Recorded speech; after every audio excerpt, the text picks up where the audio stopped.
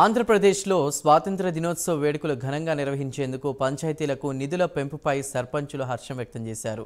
ఐనవెల్లి మండలం ఎంపీడీఓ కార్యాలయం వద్ద మండలంలోని గ్రామ సర్పంచుల సమావేశం జరిగింది.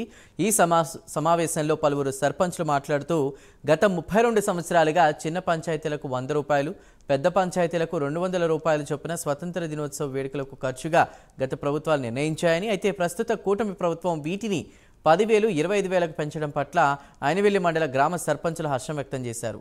ఈ సందర్భంగా ఏపీ సీఎం చంద్రబాబుకి, పంచాయతీరాజ్ శాఖ మంత్రి పవన్ కళ్యాణ్కి కృతజ్ఞతలు తెలిపారు. ఐనవెల్లి మండలం సర్పంచుల సమైక్య నుంచి జయసావిత్రి గారు, అలాగే జనసేన పార్టీ నుంచి పునుగుల సర్పంచ్ దుర్గా ప్రసాద్ మాట్లాడతాం. ఈరోజు శుభదినం.